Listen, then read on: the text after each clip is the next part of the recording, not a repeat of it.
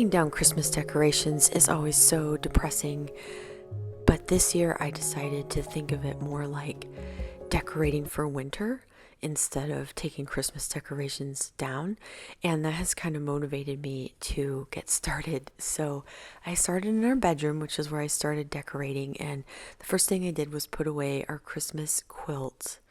I love this quilt. A friend of my mother's made it for us when we got married, because we got married around Christmas time. And then I rotated our mattress a quarter turn. I try to do this every quarter, and every quarter I wonder how I managed to do it the last quarter, but I always manage to do it by myself, and it really does make a difference. And it felt good to do that. And it's this time of year in Kentucky, Christmas is like a lovely fall holiday, and then I feel like winter doesn't really begin until after Christmas, and it does get cold here January, February, March, even April, I feel like. So I'm just focusing on making our house as cozy as I can. Not Christmas cozy, but winter cozy. So I got out my feather bed and laid it across on top of my mattress. And I'm sticking with the same flannel sheets. They're pretty Christmassy, but they're the only set I have, and they feel so cozy and good this time of year. So we're just going to keep these same ones on. I swapped out a red pillowcase for these ivory antique ones they've got this really pretty embroidery. And then I decided to try a square pillow in the front. I've had these pillows forever, and they were just in storage, but I like how it looks with the two rectangular ones and then the square one, and it actually feels really good to sit there and read with that supporting my back. So take some of the red out and substitute it for white.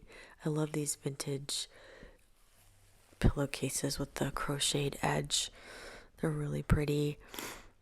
So it's still got red, but I'm trying to take the red out and just make it feel more wintry. We got this really cozy, plushy, gray, silvery blanket from our friends for Christmas. It is so warm. It's from Walmart. It's a Better Homes and Gardens. They make some of the nicest throw blankets, and it's been keeping our bed extra cozy. I think that the more layers you can put on your bed for winter, the cozier and more inviting it feels. So I just fluffed this up and put it at the very end of our bed, but I made sure to fold it in this way so it's really easy to pull up for an extra layer at night. And then I got inspired. I was thinking, this is a great time of year to not be outside, but to look outside. And I have this radiator under this window, and I would love to someday sew like a cushion that would go over that, like a bench cushion, because it is a really nice place to sit. But for now, I grabbed these pillows that, again, we're not using anywhere else. I've had them for a while. I got them thrifted a couple years ago, and my husband just can't stand this many pillows in the living room, so I put them away, and I just put them there with this fur blanket that I was using outside on our porch for Christmas, just to kind of make this inviting nook. When I'm done teaching for the day, I often like to sit here and drink a cup of tea, but for extra coziness, it's nice to have this blanket and then just lean back on these pillows and look out and enjoy the winter landscape while feeling cozy inside. So this is going to be like my goal as I go around the house, de-decorating from Christmas and decorating for winter, is to try to find little corners and nooks that I can make inviting and cozy and kind of extra wintry ways. So I love these silky pillows and the chunky fur blanket. It feels really warm. I like how they contrast with my wallpaper.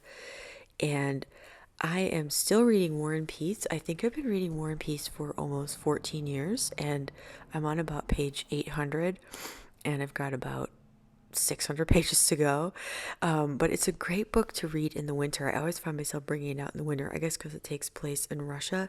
Though, ironically, the part I'm at now, it's August in Russia, and it's really hot. And Tolstoy keeps talking about how hot and dusty it is. So it's kind of funny because I feel like it's sort of one of those Russian nesting dolls to be reading it right now, because I'm reading it because I look at the cover and it makes me feel cold. So I think of Russia. But then when I open it up, I'm actually transported to hot, dusty summertime in Russia. And then when I look out my window, it's winter here. So, but it's fun. So I think I'm going to enjoy kind of taking refuge in here for a few minutes every day after our school day and just grabbing my cup of tea, leaning back on these pillows, looking out the window, reading another couple pages of War and Peace. Check back in 10 years and maybe I'll have finished it. But what about you? Is there a window that you could make cozy? Maybe you have a window seat, or maybe you could pull up a chair underneath a window and add a blanket, create like a little inviting corner. Like I put this little tray and these cups here, and I'm just going to leave them because they look so nice, even if I'm not drinking tea right at that moment, because I think just looking at it will remind me and kind of invite me to go over and take a minute to relax. So that is the theme.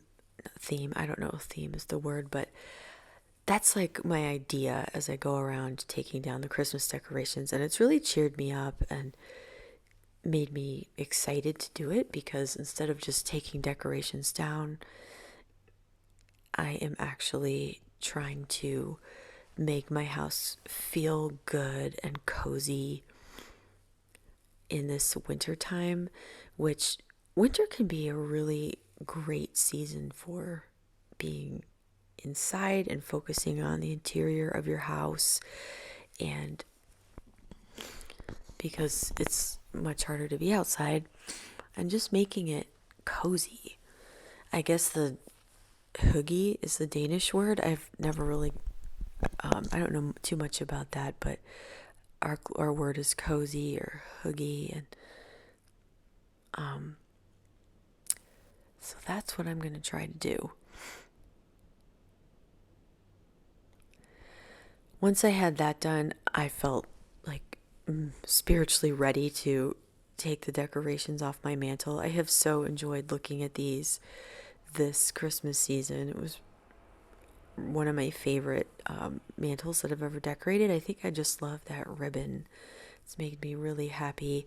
And this year I don't have like a big stash of ribbon, and I grabbed all my ribbons for decorating from Dollar Tree or Dollar General, and they really do have beautiful ribbons for Christmas.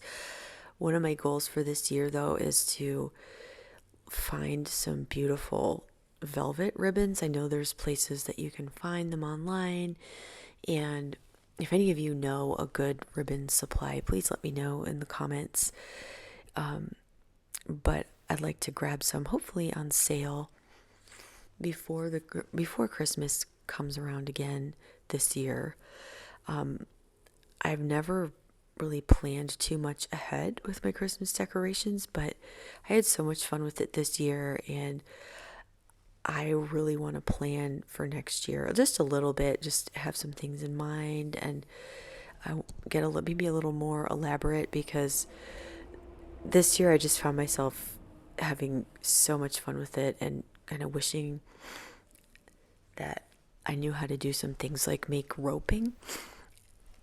So I'm going to try to learn how to make roping this year so I can make more garlands that frame my doorways. And I'd also love to get some gorgeous, like thick velvet ribbon. And I'm also going to be on the lookout for more tartan ribbon.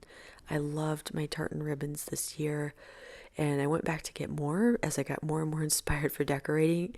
And I guess everyone else in town did too, because all the Dollar Trees and Dollar Generals by me were completely out of tartan ribbon when I went back later in the season. I started by taking out all the red. And honestly, just by taking out all the red, I think even if I had left the green, it would have been like kind of a cool wintry look instead of Christmas. But I took the greens out because they're getting really, really dry and it's time for them to go, sadly. I love fresh natural greens. I wish that I could figure out a way to keep them from drying out. I mean, they do last a long time, but I don't know. Could you spritz them with water? I wonder if there's any tricks. So that's something I'm going to be.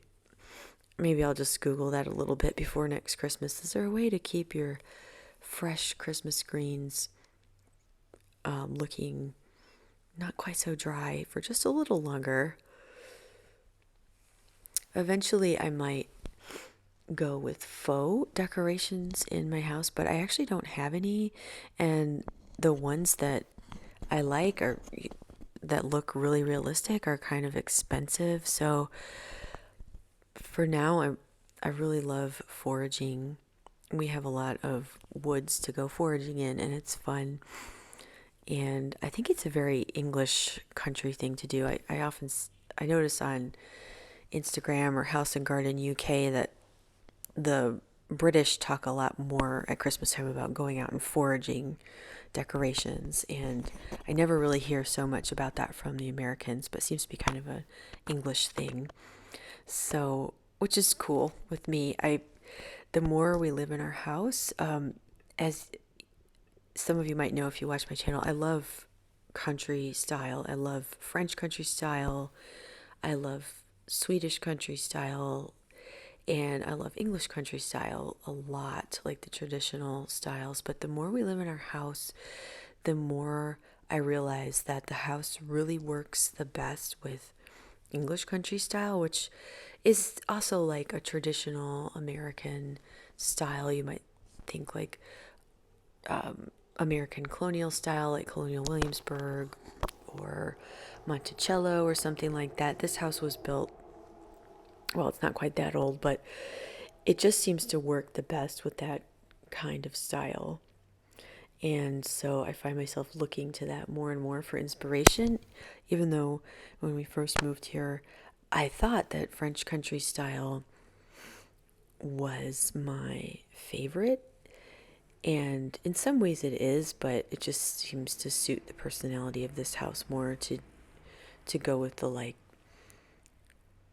traditional home sort of, especially House and Gardens UK. I love that look.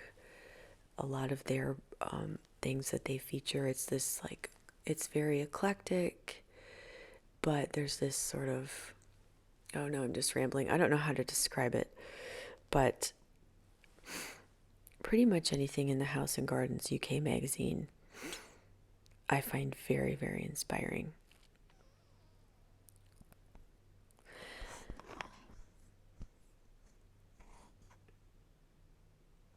I don't know if I'm going to put away my little glass Christmas tree. It just lives in the china cabinet downstairs, so it could stay out, maybe just for the winter because it's got a lot of sparkle and shine and not a lot of red. So even though it's a Christmas tree, maybe we'll just leave it for the sparkle.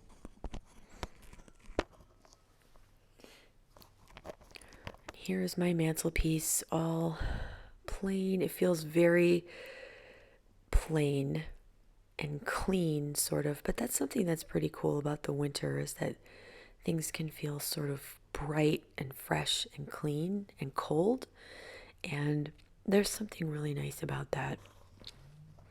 Bright, fresh, clean, cold, and cozy. That's kind of it's a juxtaposition, I guess. I left out this little glittery candle too. My daughter gave that to me. It was the first Christmas present she ever gave me a few years ago, and I treasure it so much. Then I went out in our hallway, and I was inspired to cozy up this little nook for the winter too. I didn't do too much with this corner over the Christmas. Oh, for Christmas, I don't think I did anything with it, but it's a really nice little place to sit in our hallway. And we have the phone there is, well, it's very old school, but you could sit and chat on the phone, and it's got a great view out of the window. I took some of the golden, what are they called, like golden picks from my Christmas decorations, and put them in a glass vase because I'm just trying to go with like sparkly and not green and red, but just like sparkles for winter. And then I put a stack of decorating books there. So, I mean, I guess other people could put books there too. I like the decorating books. I don't know if they would be too inviting to my husband, or my boys, but I would like to sit here and read. And I got this candle holder for Christmas. I love it. It's like this copper candle holder. I put a fake candle in there and a stack of books, and this is just going to be like another little inviting corner to look out the window and feel cozy, all the while being inside with a nice armchair and a book and an Afghan. It feels very wintry and serene. So I'm going to go around my whole house, and just as I take everything down, I'm going to work on making things cozy and pretty, sparkly and warm, just without the red and green for the winter season. How about you? Are you taking down your decorations yet? Are you feeling sad about it? Let me know in the comments. Let me know what you're planning for your wintertime feel in your house, and I will see you next week. I've got some exciting things planned and some more corners that I have been cozying up, and I cannot wait to show them to you. Until then, take care. Bye.